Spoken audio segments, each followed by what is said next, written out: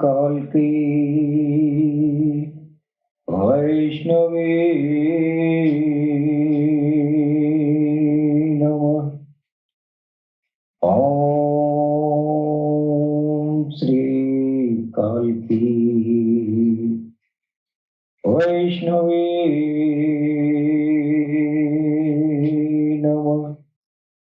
ओम श्री काल की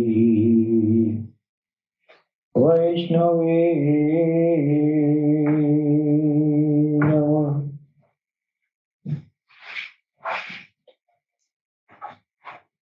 तेजो असि तेजो महिधे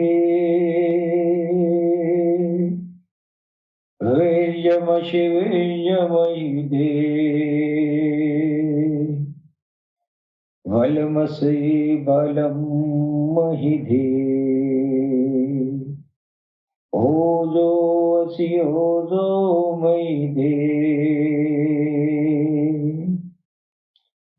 पश्येम शरदशतम् जीवेम शरदशतम्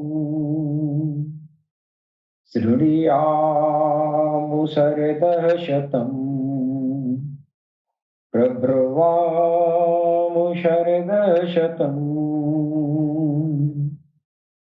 अदीनाहस्याम शरदशतम् भूयश्च शरदशता ॐ शं नो मित्र शं वरुणः शं नो भवत्यर्वा शं नो इन्द्रो बृहस्पतिः शं नो विष्णुरुक्रमः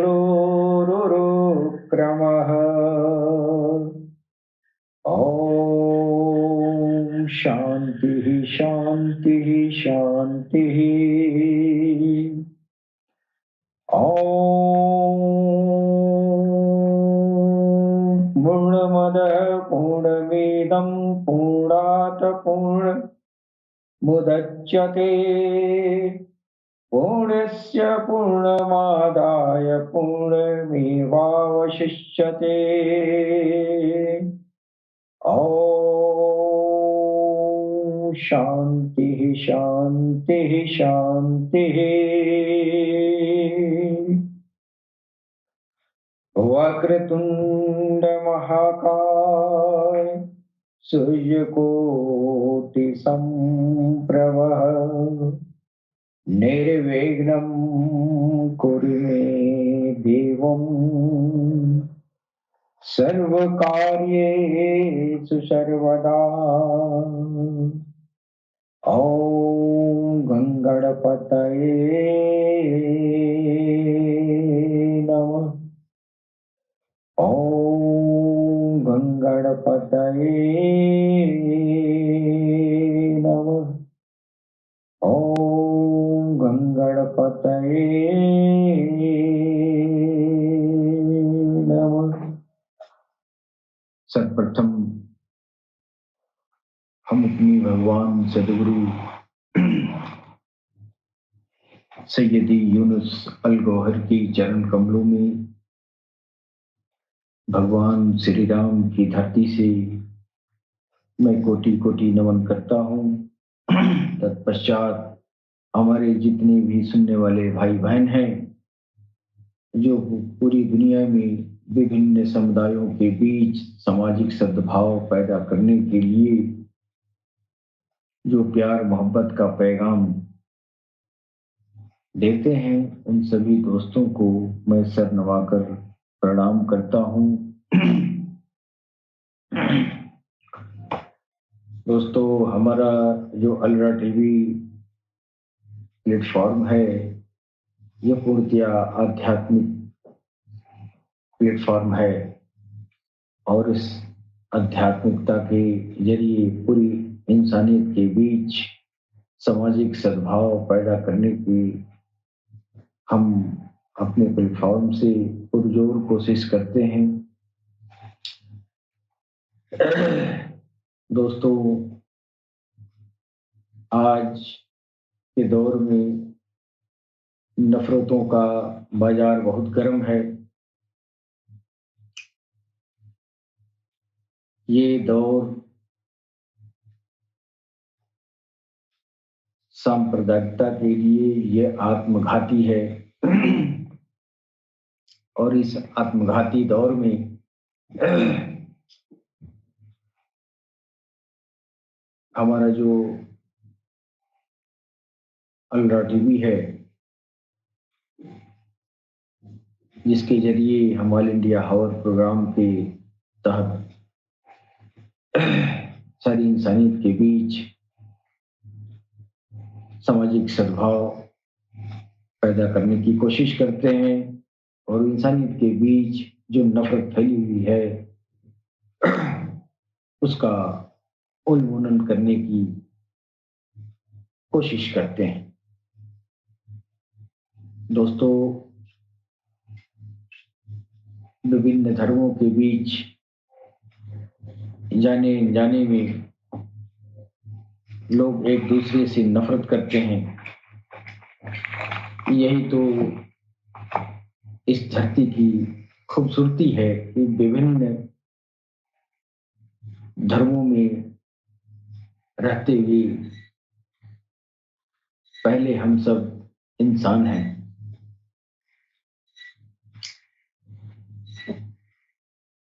और इंसानियत के बीच मोहब्बत का पैदा होना, आपसी तालमेल, आपसी मेलजोल जरूरी है। भले आप किसी भी संप्रदाय में हो, लेकिन संप्रदाय वाला कहलाने के पहले आप इंसान हैं। इसलिए इंसानियत को सर्वोपरि रखते हुए अपने अपने दीन धर्म को अगर पढ़ा जाए तो कोई दीन धर्म आपस में नफरत करना या गैर समुदाय से नफरत करना नहीं सिखाता है। कहीं न कहीं हम जो है, हमारी विचारधाराएं संकुचित हो जाती हैं और हम अपने अपने अपने समुदाय से संबंधित जो धर्म ग्रंथ हैं, उन धर्म ग्रंथों का या तो अध्ययन ही नहीं करते या करते भी हैं तो उसको समझ भी नहीं पाते,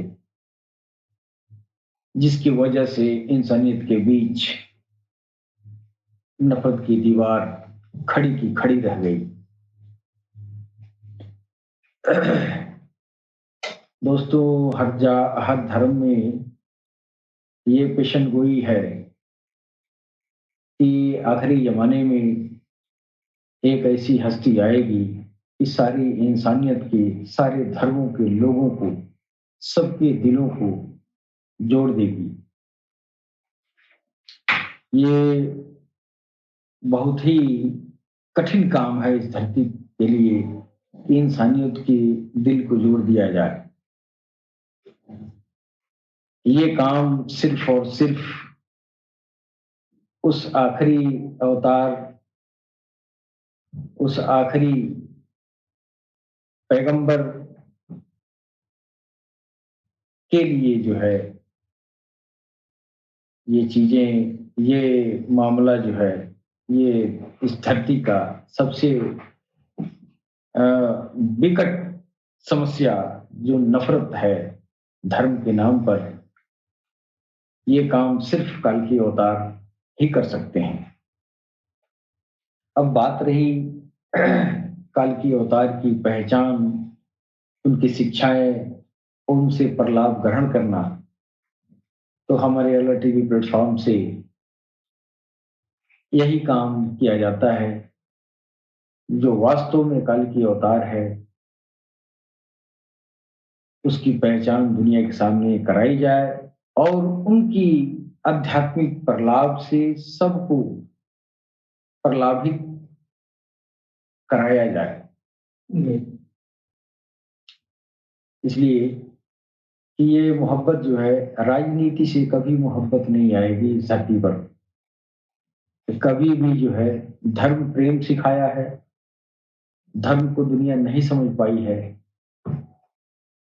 और इसलिए जो आखिरी अवतार आएंगे, वो सारे धर्मों में जो निहित, जो ईश्वर प्रेम की जो पराकाष्ठाएं मौजूद हैं, उन सबसे परिचय कराएंगे और वास्तव में ईश्वर के वास्तविक प्रेम, वास्तविक प्रीत डोर में सबको पिरो देंगे। ये काल की अवतार का काम होगा। दोस्तों, आज की चर्चा में मैं चाहता हूं कि हमारा जो है, चूंकि हमारे देश में दो कौम में सबसे ज्यादा नफरत देखी जाती है, हिंदू और मुसलमान में। लिहाजा हिंदू और मुसलमानों के जो पढ़े लिखे लोग हैं, जो होशियार वर्ग हैं, जो अमन पसंद हैं, उनको जो है हिंदू और मुसलमान धर्म के धर्म ग्रंथों में जो समानताएं हैं, जो समानताओं पर आधारित जो शिक्षाएं हैं, उन शिक्षाओं को दुनिया के सामने रखा जाना चाहिए, जो प्रबुद्ध वर्ग के लोग हैं। इसलिए इंसानियत ही नहीं रहेगी। इंसानियत एक दूसरे के खून का प्यासा हो गई है, सारे लोग कट मर जाएंगे। तो दो चार लोग बच जाएं धरती पर, तो क्या फायदा है उससे? कोई मतलब है? ये ईश्वर का ये जो गुलशन है, पूरा धरती एक ये परिवार है, और इस परिवार से एक बड़े पैमाने पर सदस्यों की हानि हो जाए, तो फिर ये जो है वसुधैव कुटुंबकम की जो परिभाषा है, ये कैसे पूर्ण होगा? और इस दौर में जो दीन और धर्म और संप्रदाय जो है, जीवन के हर मोड़ पर इसका गलत इस्तेमाल किया जा रहा है। दीन धर्म ईश्वर की तरफ से जो बनाए गए हैं, वो आपस में मोहब्बत के लिए बनाए गए हैं, नफरत के लिए नहीं बनाए गए हैं। आज हम चर्चा करेंगे वेद और कुरान की जो शिक्षाएं हैं, वो दोनों में कितनी समानता है और किस तरह की समानता है, इस पर थोड़ा सा हम आपका ध्यान आकृष्ट कराना चाहेंगे। दोस्तों, इस्लाम में, इस्लामी ग्रंथों में आया है, वो पहले कलमा लोग पढ़ते हैं, ला इलाहा इल्लल्लाह मुहम्मद रसूलुल्लाह। ला इलाहा इल्लल्लाह यानी ईश्वर वह है, वह अल्लाह ईश्वर, ये जो है ईश्वर के अलावा कोई दूसरा पूज्य नहीं है, और मोहम्मद रसूलुल्लाह उस अल्लाह की पैगंबर है। यानी एक ईश्वर की तरफ इशारा किया जा रहा है। तो कहने का मतलब यह है कि एक ईश्वर की तरफ अगर कुरान बुला रहा है, तो हमारा वेद भी अनेक ईश्वर की बात नहीं करता है। हाँ, हमारे वेदों में, उपनिषदों में आया है, एक ब्रह्म द्वितीय नास्ति, मेहरा नास्ति किंचन। यानी वही बात हुआ जो ला इलाहा इल्लल्लाह है। बात तो सेम है, सिर्फ समझने की है कि आदमी समझ नहीं पाता है और एक दूसरे से नफरत में मुब्तला हो जाता है। और नफरत ईश्वर को कदापि पसंद नहीं है। इंसान को आपस में मोहब्बत से रहने के लिए, मोहब्बत से अपनी जिंदगी गुजारने के लिए ईश्वर ने बनाया है हमको और आपको। लेकिन हम लोग जो है वो वो जो बाल के खाल निकाल के एक दूसरे से लड़ाई करते रहते हैं। सिर्फ भाषा ही अंतर है। लेकिन बात का मतलब तो वही है। एक वो एक ब्रह्म द्वितीय नास्ति, एक ब्रह्म है, इसके अलावा कुछ भी नहीं है, दूसरा कोई नहीं है पूजा के काबिल। भाई ला इलाहा इल्लल्लाह। अब मोहम्मद रसूलुल्लाह को साथ में जोड़ा गया इसलिए कि मोहम्मद रसूलुल्लाह उनके द्वारा भेजे गए थे, नामित किए गए थे, ईश्वर की तरफ से नामित किए गए थे, इसलिए कलमे में उनका नाम रखा गया है। लेकिन इसका मतलब यही है कि अल्लाह के सिवा कोई पूजा के काबिल नहीं, यानी एक ईश्वर के सिवा। वही बात तो हमारा वेद भी कह रहा है कि एकः ब्रह्म द्वितीय नास्ति, मेहना नास्ति किंचन। अर्थात वह ईश्वर एक है, यहाँ तो उसके बगैर कुछ कुछ है ही नहीं। उसी की सत्ता पूरी संसार को संभाले हुए है। हमारे उपनिषद में आया है एक जगह, केनोपनिषद है।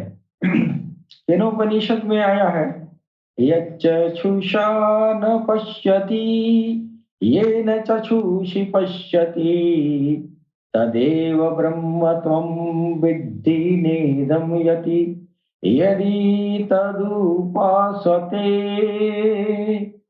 यानी जिसको कोई भी अपनी आंख से नहीं देख सकता है, अपितु जिस नेत्र से अपने विषयों को देखता है उसी को ही तू ब्रह्म जान। यानी ईश्वर को, हमारा उपनिषद कह रहा है, ईश्वर को तू अपनी चर्म चक्षुओं से नहीं देख सकता है। यही बात तो कुरान में कहा गया है। हाँ, आंखों से नहीं देखा सकते। फिर जब आंख से नहीं देख सकते हो, जब तक तेरी वो अंदर की आंख, अंदर की बसीरत नहीं मिल जाती, अंदर की दिव्य नेत्र नहीं खुल जाते, तब तक जो तुम्हारे सामने जो दिखाई दे रहा है उस सब में तू ईश्वर का वास को समझ ले। यानी यही बात कुरान में भी, आयतुल कुर्सी में भी क्या है, ये जो है, ये जमीन आसमान में जो चीजें हैं सब उसी के जलवे हैं, सब उसी का, सब जगह उसी का नूर है ना। उसी तरह वही बात इसमें भी कह दिया कि आपके सामने जो दिखाई दे रहा है ये सब ईश्वर का अंश है। क्या बुराई है? बात तो दोनों एक ही अर्थ में है, लेकिन ना समझ लोग जो है एक दूसरे को दोषारोपण करके और आपस में नफरत का कारण बना लेते हैं। कुरान में भी यही बात आई है, तुम्हारी आंखों में ये अदराक नहीं है कि तुम मुझे देख सको, पर वो सबको देखता है। अब यहाँ नबी ने देखा, इसलिए उनकी गवाही की वजह से हम सिफत को नहीं, जात को ही खुदा मानते हैं। अंतर इतना ही है कि सनातन में कहा है कि ये जो है, जो भी तुम्हारे सामने जो विषय दिखाई दे रहे हैं उस सब में ईश्वर की मौजूदगी मान है कि नहीं। वो क्यों कहा, या इसलिए कि उस समय मोहम्मद रसूलुल्लाह नहीं आए थे। क्यों? तो एक ही ऐसी हस्ती वो गुजरे जो इंसानी शक्ल में ईश्वर को देख के लोगों से कहा कि मैंने अपनी आंखों से देखा है, यानी गवाही दिया है। तो जब तक गवाही इस धरती पर कोई मनुष्य के द्वारा नहीं मिला तो फिर किताब कैसे लिख दी जाएगी? किताब तो गलत हो नहीं सकता ना।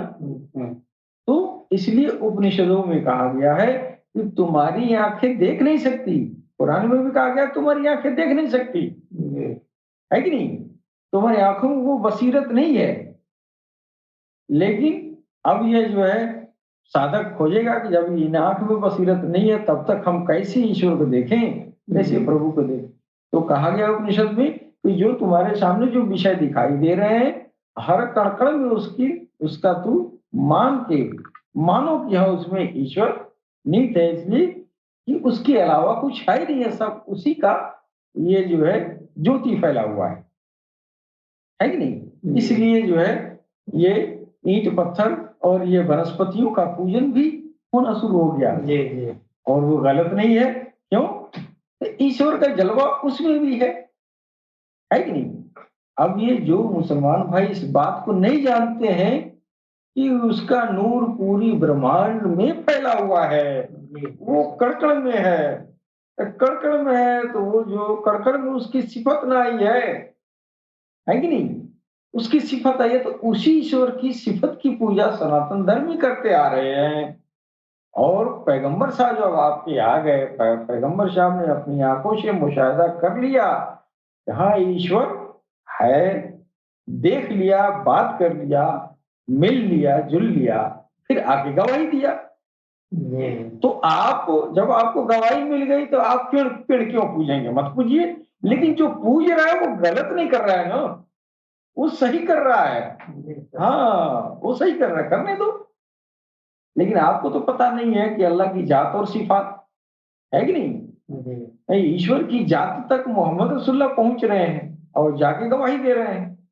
और इसमें कोई पैगंबर, अभी तो सनातन शुरू हुआ है, पैगंबरों का सिलसिला अब शुरू हुई है, लेकिन उन पैगंबरों को ये नेमत, ये इनाम ईश्वर की तरफ से ये नहीं मिला था, ये अलाउ नहीं था कि कोई जिस्म सहित मेरे पास आए सिवा मोहम्मद के अलावा। तो फिर जब कोई उसका उसको देख नहीं सकेगा, कोई देखा नहीं, जब देखा नहीं तो फिर कैसे कर देगा? जात की पूजा कैसे करेगा? इसलिए सिफात की पूजा दुनिया करती आई है कि नहीं? फिर एक जगह कुरान में कहा गया है, ये दिन सिरातल मुस्तकीम सिरातल लजीम अनअमता अलैहिम गैरिल मगदूबी अलैहिम वलद्दालिन। सूरह फातिहा का मतलब ये है। ये इस बात को जो है हमारे सनातन धर्म के लोगों को समझना चाहिए कि ईश्वर कहना क्या चाहता है। ईश्वर कह रहा है कि भक्त, वो भक्त कह रहा है, जो पढ़ता है तो भक्त कहता है कि हे प्रभु, हमको सीधा मार्ग पे चला। हाँ, हमको सीधे मार्ग पर चला, उन लोगों के मार्ग पे चला जिस पर चलने वाले को तुमने इनाम दिया है कि नहीं? हाँ, हे प्रभु, हमको उसी रास्ते पर चलाएं जिस रास्ते पर चलने पर आप खुश हो जाते हैं और आप लोगों को इनाम पुरस्कार दिए हैं। हाँ, वो रास्ता क्या है? वो रास्ता वही है जो सीधा ईश्वर की तरफ जाता है और उसी को सिराते मुस्तकीम कहा जाता है कि नहीं? तो हम उधर उसकी गहराई में नहीं जाना चाहते। हम, हमारा मतलब ये है कि ठीक इसी तरह की बातें अगर वो सनातन धर्म में कह रहा है तो वो तो पक्षपात नहीं किया है किसी के साथ, आप कर रहे हैं।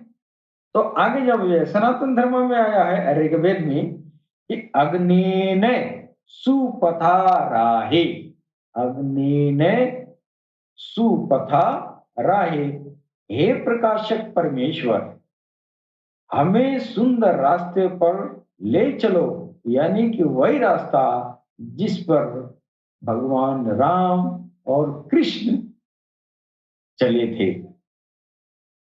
वही कह रहा है। अग्नि ने सुपथा राहे, जिस रास्ते पर सनातन के बड़े बड़े ऋषि चलते रहे, उस रास्ते पर चला। वो रास्ता कौन है? यही रूहानियत का रास्ता है, यही दिल का रास्ता है। दिल के जरिए हम ईश्वर तक पहुंचेंगे, जो सरकार ने वर्षाई दुनिया में आम कर दिए हैं। यही वो रास्ता है जिसको हमारा ऋग्वेद भी कह रहा है वो सीधा रास्ता, और कुरान भी कह रहा है कि वो सीधा रास्ता है कि नहीं?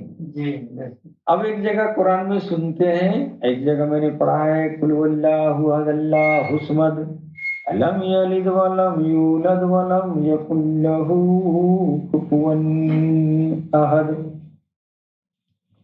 वही बात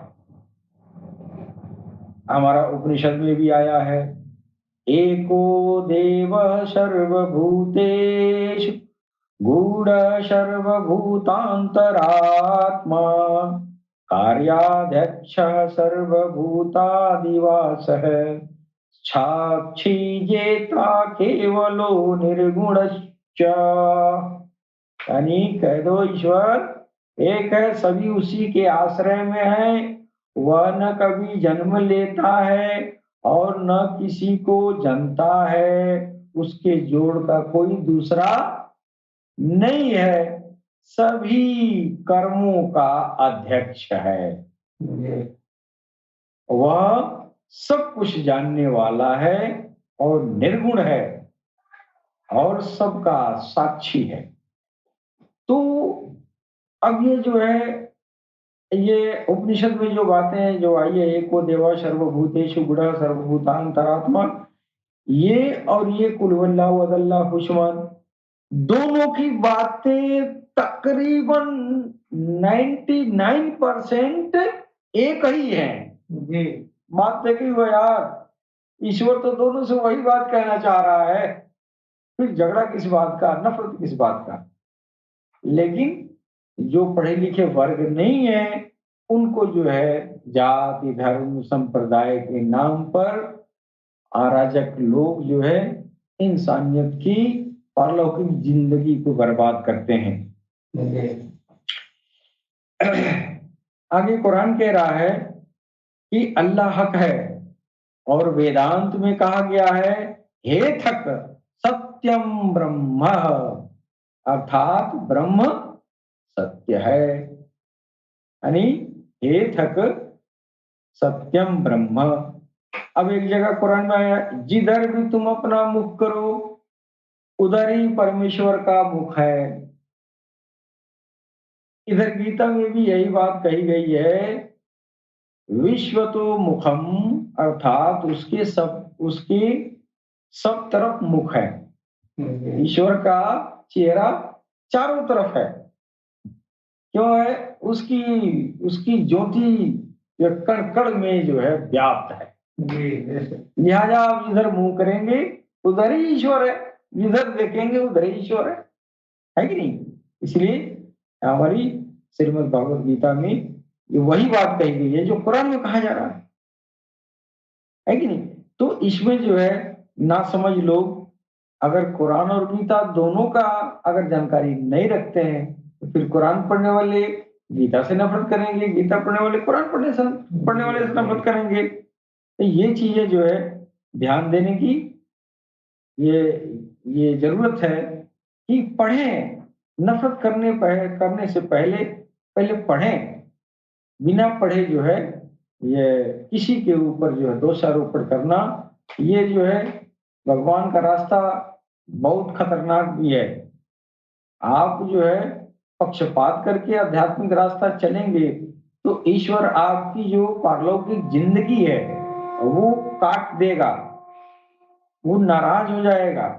इसलिए ईश्वर के विषय में किसी तरह का कोई भी पक्षपात नहीं किया जाना चाहिए।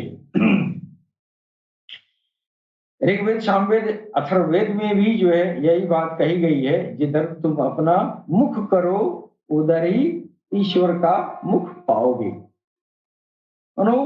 अलग अलग तरह का जो है रचनाएं हुई है, लेकिन उसका तर्जुमा, उसका अर्थ, उसका मतलब ये सब एक ही है।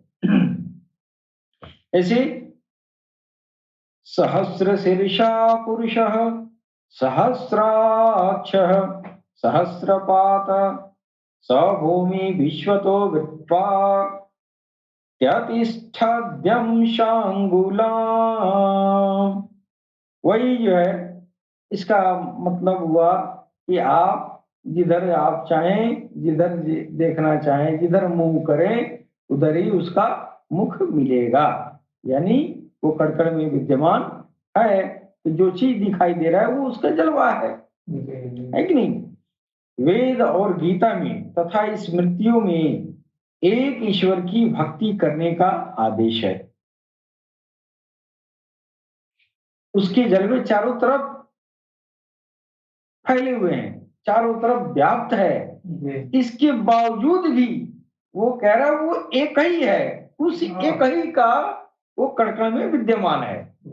तो एक ईश्वरवाद की परिकल्पना तो सनातन जमाने से आ रही है कि नहीं? मैं बहुत अहम जो है बात पर हम विचार करना चाहते हैं। जो छोटी छोटी बातें हैं और इस पर जो है बहुत होशियार लोग इस बात पर ध्यान नहीं देते हैं। जी। तो वेद और गीता दोनों में जो है एक ईश्वर की भक्ति का आदेश है, और के अपने द्वारा की हुई बुराइयां, जो गलतियां हैं, उन गलतियों के लिए क्षमा मांगने का भी आदेश दिया गया है। कुरान में भी यही बात कही गई है। वेदों में ईश्वरीय वाणी या ईश्वराज्ञा पर श्रद्धा न करना और उसके उपदेशों को न मानना नास्तिकता कहलाती है। वेद हमारे कह रहा है कि ईश्वर की जो ईशवाणी है, जो ऋषियों के दिल पे उतरा और उसको वेदों में जो है वो लिपिबद्ध किया गया, तमाम तरह के ग्रंथों को लिपिबद्ध किया गया, जो ईश्वर की वाणी उसके दिल पर उतरी है, उसकी अ, जुबान से निकली है। निकला तो इंसान की ही जुबान से, लेकिन है वो इंसान की बात नहीं, वो सारी बातें ईश्वर की तरफ से आई है, वो ईश्वरी वाणी है जी। और वो ईश्वरी वाणी में ईश्वर की आज्ञा है। तो ईश्वर की आज्ञा और ईश्वरी वाणी पर जो विश्वास, यकीन नहीं करता है, श्रद्धा अपनी नहीं रखता है, फिर उसको क्या कहते हैं? नास्तिक कहते हैं जी। ये समझने की बात है, नास्तिक किसको कहते हैं। और नास्तिकता का मतलब ये होता है कि अस्वीकार करना, यानी वो ईश्वर को इनकार कर दिया। नास्तिकता का सीधा अर्थ यही होता है, इसके अलावा कुछ भी नहीं होता है कि नहीं? अब कुरान में जो काफिर शब्द आया है, इसको जो है आमतौर से जो सनातन धर्म के लोग जो जानकारी नहीं रखते हैं या जिनके दिल में नफरत है, वो अपने को काफिर समझते हैं कि मुसलमान या कुरान हमको काफिर कहा है। यार तुमको कहाँ काफिर कहा है? तुमको काफिर कहाँ कहा गया? काफिर का मतलब होता है नास्तिक, और सनातन धर्म तो सबसे पहले का आस्तिक है, तो काफिर कैसे हुआ?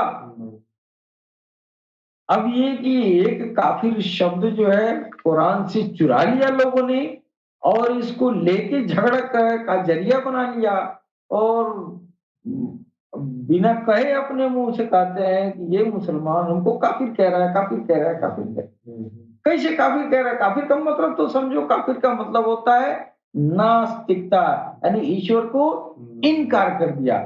कहाँ हिंदू सनातन धर्म इनकार करता है जी? कहीं नहीं करता है। जब कहीं नहीं करता है तो फिर अपने मुंह से अपने को काफिर क्यों कहते हो? ये तुम्हारी जो है फितरतबाजी है। और फितरतबाजी कहाँ से आई है? शैतान तुमको फितरत में डाला है जी। लेकिन शैतान तुमको डाला है कि तुम ही कहता है कि देखो फलाने तुमको काफिर कहता है। तब तुम काफिर हो कि नहीं हो पहले ये जानो। तो फलाने कह दिया काफिर तो हम चिढ़ गए, उसको साबित करके दिखाओ कि मैं काफिर नहीं हूँ। वो कहता ही नहीं है, अब तो अपने लिए कहते हैं कि बस जो है इसी तरह फसाद होना चाहिए, इसलिए खुद को काफिर कहना लोग शुरू कर दिए। लेकिन काफिर का मतलब ईश्वर को अस्वीकार कर देना।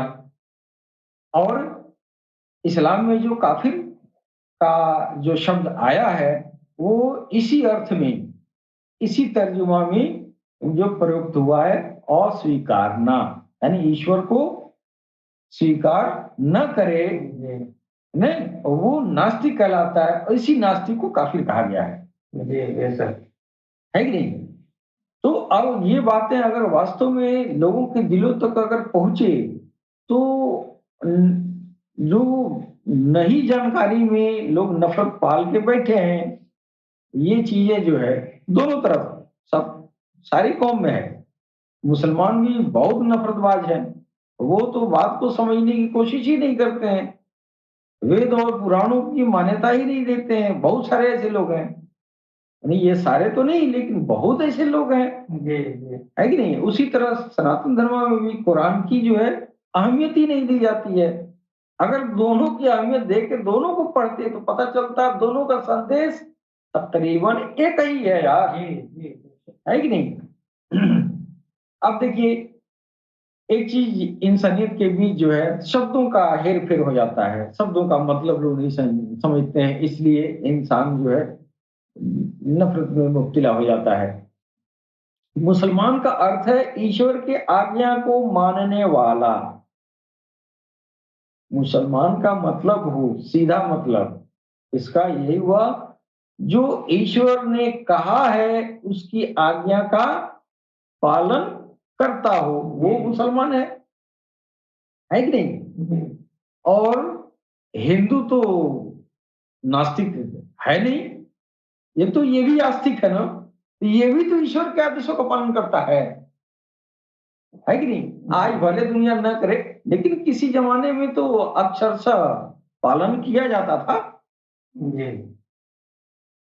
तो ये जो है मुसलमान का मतलब यह है कि ईश्वरीय वाणियों पर तथा उस ईश्वरीय वाणियों को जो जमीन पर लाया उसको जो है मानना, उस पर ईमान ले आना, ये जो है मुसलमान कहलाता है।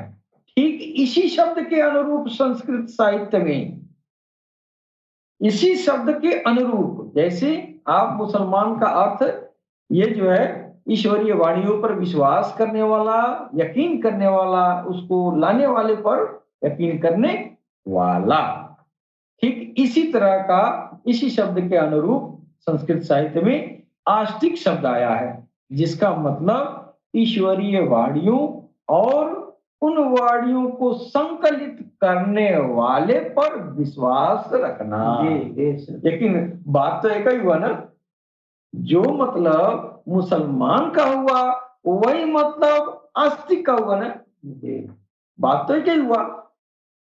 अब आप आस्तिक हैं और दूसरे आस्तिक को आप गाली देते हैं, है कि नहीं? मुसलमान का मतलब हुआ आस्तिक, और वो आस्तिक है। अगर किसी हिंदू को कह रहा है कि वो काफिर है, तो वो जो है कितना गलत कह रहा है।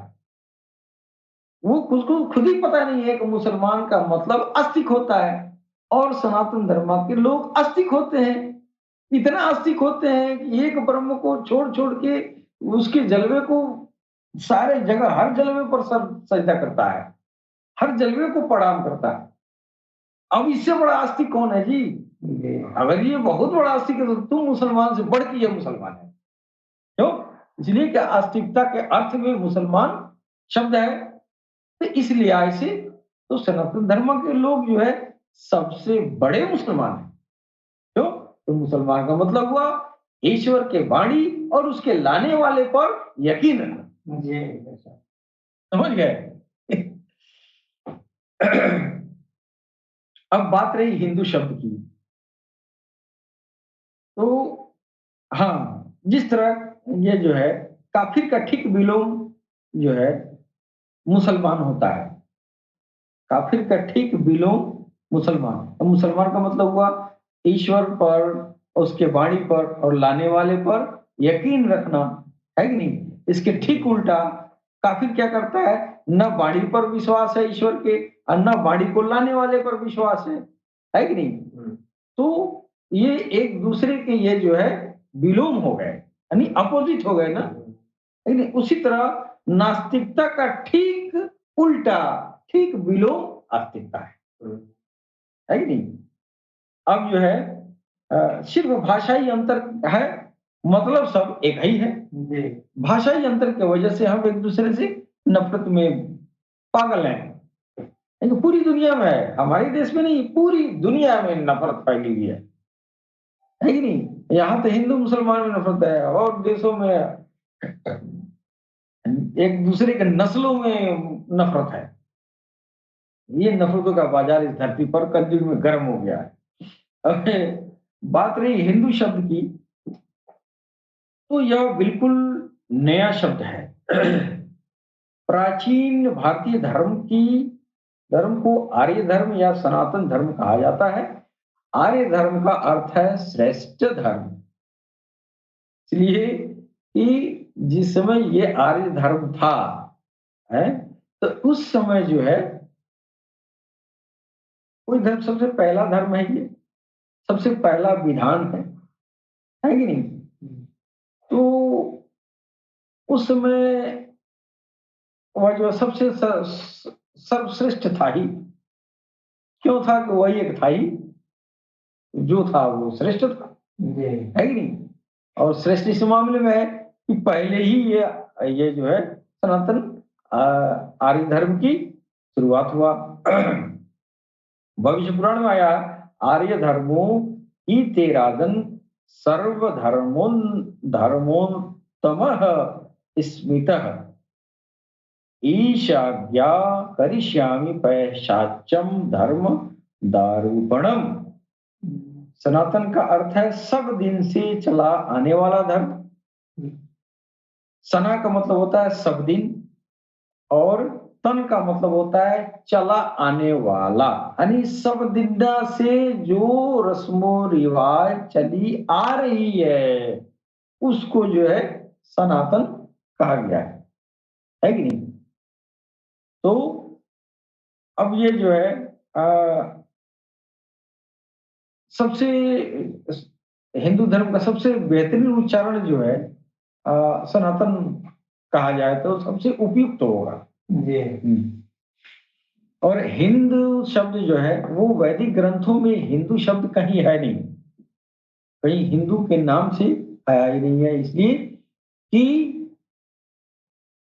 हिंदू धर्म का जो है, हिंदू जो शब्द है यह धर्म में अब जोड़ा गया है, ये नवीनतम बात है कि नहीं। लेकिन जब से ये सनातन शुरू हुआ तो उस समय ये शब्द था ही नहीं, अगर रहा होता तो कहीं न कहीं ग्रंथों में इसका उल्लेख किया जाता।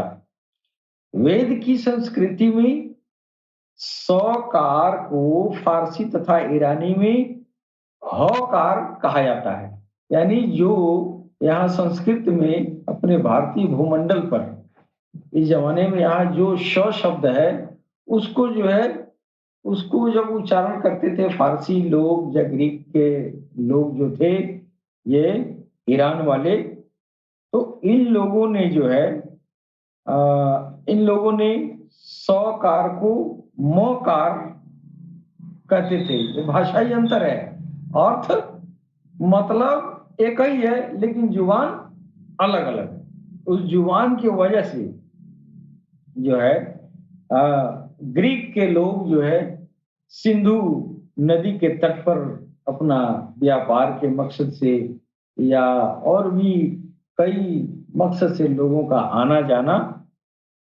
रहा, उन लोगों ने सिंध को हिंद बना दिया। अपनी भाषा में ये सिंध जो नदी थी, तो इस सिंध को वो जो ग्रीक लोग अपने सकार को मकार में बदल दिया, तो सिंध को हिंद कहना शुरू कर दिए हैं। समझ में आता है ना। हाँ, सिंध को हिंद का, ये धर्म से नहीं आया है, ये जो है भूमंडलीय जो है पर्यटन की वजह से भाषाई अंतर हुआ, और उस भाषाई अंतर की वजह से इस शब्द का जन्म हो गया।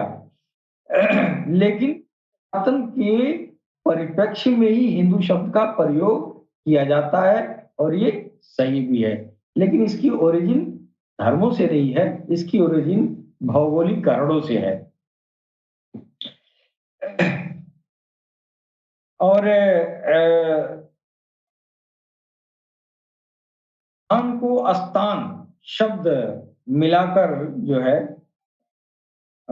हिंदुस्तान कहा जाने लगा, और यहाँ के लोग हिंदू कहलाने लगे।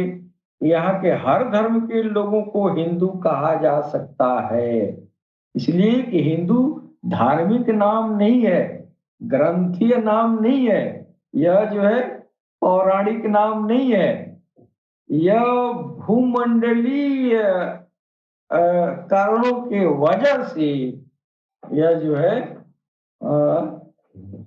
हिंदू नाम जो है पड़ा। लिहाजा इस महाद्वीप में रहने वाले हर समुदाय के लोगों को हिंदू कहा जा सकता है। क्यों? तो ये सनातन धर्म का ये जो है टर्मिनोलॉजी है ही नहीं है। जब है ही नहीं है तो फिर भौगोलिक कारणों से है, तो भौगोलिक कारणों से है, इस भौगोलिक खित्ते पर सारे धर्म के लोग हैं, जो इस धर्म जो जिस धर्म के लोग इस भौगोलिक भूभाग पर निवास करते हैं सब के सब हिंदू हैं। ये भूमंडलीय कारणों से है, न कि वैदिक कारणों से है कि नहीं? तो यह जो है हम आखिरी में बताना चाहेंगे कि अ, समय का अभाव है। फिलहाल दुनिया के सभी शिक्षित वर्ग पक्षपात रहित होकर पूरी दुनिया की एकता के उद्देश्य से अलरा टीवी पर आए और पूरी इंसानियत के भावी जिंदगी को भगवान कल की अवतार इमाम मेहदी, मैत्रेय बुद्धा, मसाया, तीर्थंकर, उदकील, समावेल, सैयदना रियाज अहमद गौहर शाही की आध्यात्मिक शिक्षाओं से पूरी इंसानियत को पूरी इंसानियत में शांति फैलाएं, शांति पैदा करें, शांति प्रिय बने और शांति प्रिय बनाएं। जी, हमारा जो अल्लाह टीवी है, जो प्लेटफॉर्म है, इस प्लेटफॉर्म से बस यही संदेश है कि हम सब भाई भाई हैं, आपस में मिल लें, मिल के रहें, एक दूसरे से मोहब्बत से रहें और एक ईश्वर के शरण में रहें और उस एक ईश्वर से हम सब आध्यात्मिक लाभ प्राप्त करें। जी, इसके साथ हम अपनी वाणी पर विराम देना चाहते हैं। मालिक ने चाहा, सरकार ने चाहा तो अगले हफ्ते फिर मुलाकात होगी, तब तक के लिए आज्ञा दें। सलाम, नमस्ते, सत श्री अकाल, गौहर शाही, मरहबा।